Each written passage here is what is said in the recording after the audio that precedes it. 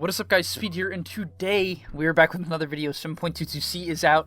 Ice Frog is going off. I mean, this guy is absolutely insane. What is this? How many patches? 3 patches in a month or something like that? Pretty crazy. But here we are, 7.22c. We're just going to be going over what's actually important in this patch, not necessarily every single change, just kind of what's notable. I'm going to simplify it down for you guys because it's mostly just one item change. Actually, it's exactly just one item change and a few hero changes. So let's break it down and get into it. So first off, the notable change is Axe getting 10 movement speed. This hero needs to close the gap in the laning stage. It's very important.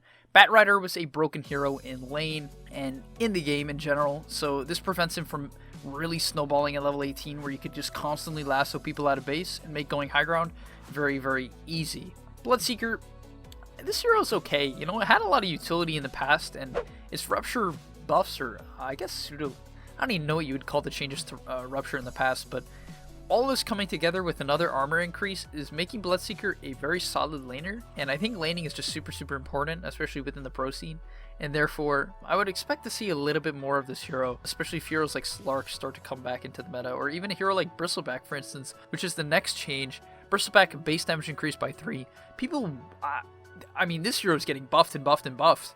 Really, like every single patch, Bristle is getting buffed, and over time, I think it's going to get to the point where Bristle is just the best or one of the best laners in the game. I mean, already as is, he's extremely strong. Obviously, he has a weakness to Magic Wand and Sticks. But the thing is, I mean, with Vicious Nasal Goo only being 12 mana at level 1, you can spam that spell, has a 20 base slow and decreases armor, your quills do an insane amount of damage, and you have the ability to trade effectively with your passive. So at level 6, you're going to hit a hard spike, and with all the laning buffs that he's received, he also received 1 armor last patch and a buff to his ultimate. I think Bristleback is a top contender for like a niche hero that you can start practicing and eventually will become a top meta pick very, very soon. Chaos Knight had a major mana problem in the laning stage. This essentially just allows him to use it more. 140 to 110, 120, 130, 140 basically means that you can buy maybe 1 less mango, 2 less mangoes, or be able to get off a key stun in the laning stage. Just an overall really nice change. Quality of life change for Chaos Knight that makes him a much better laner. Now we have Chen. I'm not actually going to go over every single Chen change. I just want to say that Chen was broken last patch. If you didn't understand why, he made your entire team tankier, and he was one of the best laners in the game. Basically, everyone did a ton of damage. It was super hard to kill. And now, instead of giving like an aura damage, his spells are changed up. So essentially, Chen is much less of a lane dominator now, and has been tinkered with to make him less so of this complete menace in the game. So I just want to say in a lobby here that the most notable change, if we look at Divine Favor, just to really make you guys understand what this means, is that your ability to bring your teammates to you with Recall, like essentially globally bring your teammates to anywhere on the map, obviously if you're there, is now part of Divine Favor. Divine Favor lost its damage bonus, essentially meaning this is more of a sustain and relocate spell, which is still extremely strong. I think what people are going to be doing is put like 2 points into the laning stage, still maxing out their Holy Persuasion and leaving out Penitence at 1 point. Honestly, I'm afraid that Chen is still a very good hero, especially considering the regen per second is now 2 at level 1, and I believe that was part of the change actually, which is pretty crazy. Yeah, it's 2 at level 1 instead of 1, so essentially double. That's really, really strong. I'm actually not so sure if this was a huge nerf. In fact, I think Chen still might be extremely good, guys. Like, continue experimenting with this hero because I'm not certain that it's out of the meta or much worse than it was in the past. Sure, it lost its 16 damage in an AoE, which is pretty massive, but at the same time, your creep still gets a bonus damage, gets movement speed, and you get a lot of regen in an AoE. That is strong. Moving on, we have a lot of talent changes for Clinks. A lot of talent buffs, I would say, for Clinks. Having 10 strength at level 10 is a huge deal for Clinks, and not only that, he can also have 8 agility. Both talents that actually make sense. Clinks arguably had the worst level 10 talents in the game, in my opinion. 5 armor and 12 magic resistance basically did nothing for him, but 10 strength, which is 200 HP or 8 agility, is very, very notable. And at level 15 now you get the 30-second burning arming cooldown, which means that if you look at Clinks here, his ultimate will go down to an 80-second cooldown, which is very good considering this is his kill spell, right? Whenever this is off cooldown, you can often win a team fight or get a kill, and therefore that's a huge buff for Clinks. And finally, another level 25, just 1 second buff to strike duration. So Clinks, another hero with consistent buffs, or at least seemingly buffs. Keep your eye out for Clinks. I would say definitely this patch so far, what I would note is Bloodseeker, Bristleback, and Chen and Clinks so far. Right, these heroes, I think they're still extremely good or are becoming very good. Dark Seer got some minor nerfs. Dark Willow is kind of back up to the point where she was in the past. I mean, after the last patch, the whole like axe thing really hardcore fell off. I feel like I stopped seeing Dark Willow at all, basically. But now she's a little bit better again. Pretty cool Dazzle buffs. Actually a massive deal. I think Dazzle might become a very strong core again. I mean, at level 10 now you have 6% more cooldown reduction, which is actually a lot. 6% is a lot. That's like some heroes' talents. I believe Arc Warden has an 8% cooldown reduction at level 10, so this is a very big buff in that regard. 6%, and not only that, at level 10 you have a 30% XP gain. Dazzle is one of the fastest farmers in the game, meaning that you can get to Dazzle's talents extremely quickly and really get a lot of levels to help you snowball quickly throughout the game. The only thing is that instead of 75 damage, you can take the 30 XP gain. 75 damage on core Dazzle is fantastic, but how people would build Dazzle is like a Necromonicon, Guardian Greaves, like Solar Crest sort of build, maybe even a Glimmer Cape, something like that. And therefore, you can just go for more utility and play around the fact that Poison touches your damage. Not only that, you can get to the 45 Poison Touch DPS much faster with the 30 XP gain talent. So I don't think this is necessarily huge for Dazzle, now that I'm looking at the talents, but I do think this provides the utility Dazzle a much better way to actually scale and stay relevant in the game. Dragonite is another hero that has been getting buffed a lot in the past, or at least been getting minor buffs here and there. And what's cool about this is that he now has this intelligence increase, which allows him to use a little bit more spells in the laning stage, but also has some better talents, once again helping him to scale into the mid game, which is kind of where he thrives. So pretty nice quality of life changes, or just buffs to Dragonite. Elder Titan, the Astral Spirit attack damage for Elder Titan has been rebuffed. This hero was basically deleted in one of the patches. I don't know exactly which one, to the point where Astral Spirit was just a fraction of what it was.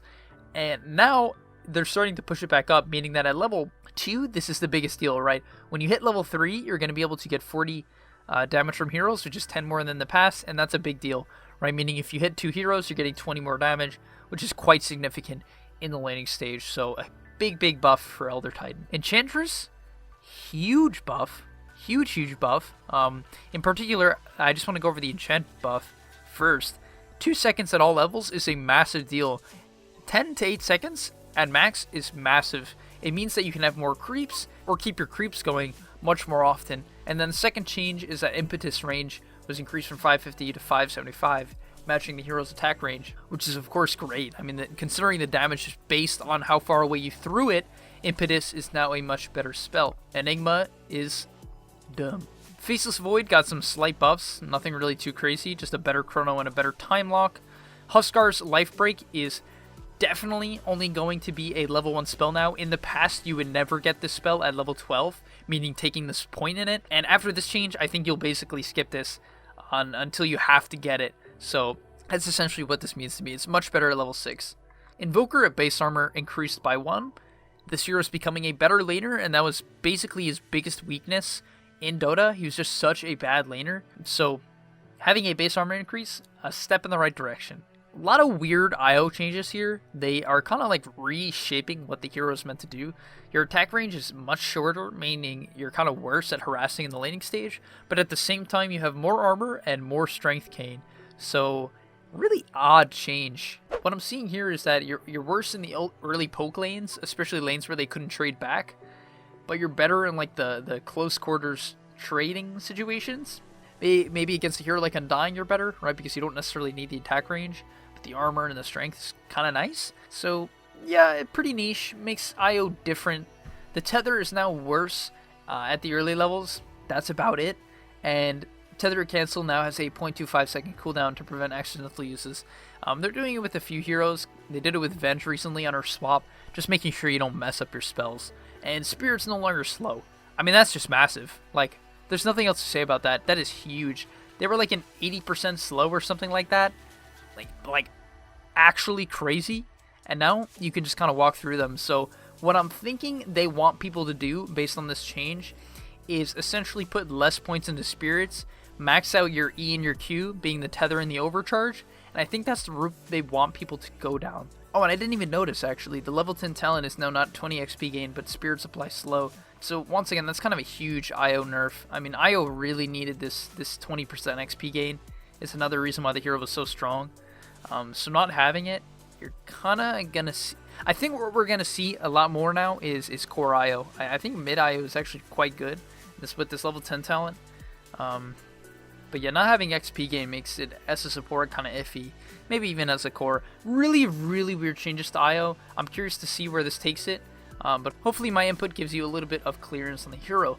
Slight Coddle buff, just kind of AoE on the ultimate. Lich. Lich was a hero that we really saw a lot less of after his nerfs. He was probably the best support for a few patches, and then he got nerfed and nerfed and nerfed. But now he's getting some just slight buffs. I don't think this is enough to catapult him back into the meta, but it certainly makes him better. Luna, another laning stage buff. She got 4 damage the last patch, and now she's getting some health regen, basically making sure that Luna isn't the weak laner that she is. I mean, right, she gives the aura to her teammates, which is great, but the thing is, she would still die to any stun combo. Any hero like Mars could just completely bully her, so this really helps. A Medusa buff, which is weird, because I actually thought Medusa was still a very good hero. So, kind of odd to me that Medusa is getting a buff, but maybe I'm missing something. So I think they realized they basically killed Necrophos, so with Heartstopper heal and mana regen, they buffed it a ton. I mean, this is going from 2 to 3.5. That is a lot, meaning that this spell, maybe you can even just keep it at level 1. It is an extremely good level 1 spell now, matching the stat of the level 2, which is absolutely huge. So Necro is definitely a better sustain hero now. Maybe you're less about doing the damage or the AoE Heartstopper damage, but you are much better at sustaining, and that's very impressive, especially at the early levels, which I think Necrophos was quite bad at, right? In the early levels, when you could only choose between your Death Pulse and your Heartstopper, I think that was the gap to really abuse Necrophos in the laning stage, so this kind of helps him out a little bit. So what I've been told about this Phoenix change, the Fire Spirit's release cast point, basically means that you don't have to like turn around or something of the sort to cast it. So it's a quality of life change, or maybe not a quality of life, it just like makes Phoenix a better laner or team fighter. I guess you would call it a quality of life. And then some cooldown reduction on the Icarus dive. They're just trying to buff Phoenix a little bit. I think this is a weird hero where if you make it too strong, it becomes like one of the best team fighters in the game. And if you give it a good laning stage, it's probably too good. So solid changes. Slowly buffing it is, I think, what Phoenix needs. These Sand changes aren't particularly notable, in my opinion. Like, I don't think it's enough to take the hero out of the meta. Do I think it's, like, the step in the right direction for Sand King? Yes, because I think that what they're afraid of is what they did to Sand King last time, where they just, like, constantly nerfed him and kicked him out of the meta. So I think they want Sand King to be in the meta, but not necessarily be the first phase menace that he currently is.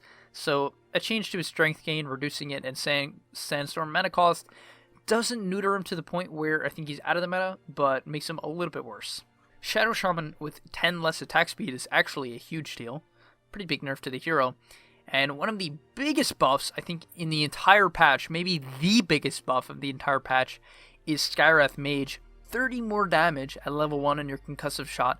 This will secure a lot of kills, but more importantly, level 10 talent. Changed from the useless 8 intelligence, or basically useless, it's pretty meh, to 30% XP gain. That is huge for a hero that does not have a farming capability. Having a 30% XP gain, which stacks, obviously giving him a lot more XP for all the kills that Skywrath will get, and the minimal amount of creeps that he's able to farm, really catapults this hero into a scary, scary core. I think Skywrath is easily one of the best solo queue mids right now, dominates the laning stage, and now has a fantastic way of scaling. Keep your eyes out for Skywrath Mage, and I recommend you try him out in the mid lane. They're trying to nerf Sven a little bit. I mean, this hero is a first phase hero currently, and I think it actually still might be, even with this changes. This is kind of incentivizing you to put more points into your stun, like maybe at least 2, because 1.4 is actually quite bad. It's only 0.3 less than 1.7, obviously. But this hurts Sven a bit, and then some mana to Warcry. Don't think this is going to kick Sven out of the meta. I think this hero is still extremely good, but we'll have to see. Terrorblade, some strength gain. You got to be careful about giving Terrorblade any buffs, right? I talked to my friend a little bit about the patch, and this is something he said where you just really need to be careful about giving Terrorblade any sort of like stat gain or especially strength buffs to the point where he's a hard to kill hero, because if Terrorblade becomes hard to kill and he does the amount of damage that he does, and that is a dangerous hero. So I don't think this catapults him to top tier pick. He still falls victim to a lot of different carries, but a step in the right direction for making Terrorblade at least viable, because currently he is just very weak. Timbersaw, 2 more strength gain and some mana regeneration, making Timbersaw a better early laner, which is actually something he's very weak at. In the early levels, you could punish him for the fact that he could only take either reactive armor or his Q. If he took reactive armor, he did very little damage, and it wasn't that hard to trade with him. And if he took his Q, then he just was a 0 armor, low HP hero. So giving him 2 strength maybe prevents him from dying at level 1, but at the same time, still falls victim to kind of what I was saying before with only being able to take one or the other. But a step in the right direction for making Timber quite viable, especially in the laning stage. I've heard a lot of talk about Tinker. I don't know how to feel. I don't know much about Tinker. It's just a hero I think a lot of players don't know much about because it's so niche. But what I've heard is that this level 15 talent being 150 GPM makes Tinker be able to scale and stay in the game or hit his timings a lot faster. I personally don't see it as like this crazy talent. I mean, you're only going to get it like, what, minute 20 or something like that? I don't think it's that crazy. That's my personal take on it. It's only going to give you, well, maybe like 2,000, 2,500 gold, which is a lot. I mean, it's a buff. Don't get me wrong. This is a buff, but does it catapult Tinker to the meta? We'll have to see. I don't think it will, but I'm curious. I'm genuinely curious to see what this does to Tinker. Tree Protector getting a base armor increase by 1 and a buff to Overgrowth. I think Treant's very good. Straight. Right. Like, Treant is a good hero. Your Q makes you a very strong laner again. Right, the new Q. And the space armor increase means that you don't just evaporate when you get gone on, right? Treant would die quite quickly due to his low movement speed, and I believe pretty low armor as well. And this is, just a way to make Treant not instantly die. With the amount of damage he does, being able to trade with armor, that is scary. I think the troll change is pretty meh. I mean, he's still super good, and the range stacks still do the same damage, and that's kind of what's important. So I don't know about these Undying changes, right? They apparently there were some bugs that they fixed, but what is noticeable is the Soul Rip max unit count. It went down, right, which is obviously a nerf, but in the laning stage, it doesn't really matter. What is cool, though, is that you get 4 more heal or damage per unit, and in the laning stage, that is massive, right? 4 more damage on 8 units is obviously 32 more damage, and that can secure a kill or save your teammate. It's basically another right click. So pretty big buff to Undying in that regard. Venge, 1 second less on her magic missile. Don't think that means much. Think the hero's still going to be picked if it was good, but rarely. Warlock, I mean, do these talents really nerf Warlock? I mean, 1% at every level? I don't see this being any sort of a change for Warlock. I mean, 1% is just so underwhelming. I mean, I guess it's technically 2% if you were to take the talent as well at level 10. But I mean, really? This just, I don't know. I think Warlock's still good. I'll put it at that. And finally, the last change of the patch, Weaver. This is huge for Weaver, right? Really, like, having 15 damage. I don't believe it's on both of your attacks. I think it's only on the second one. I guess I'll test it out, but overall, I'm going to return to demo.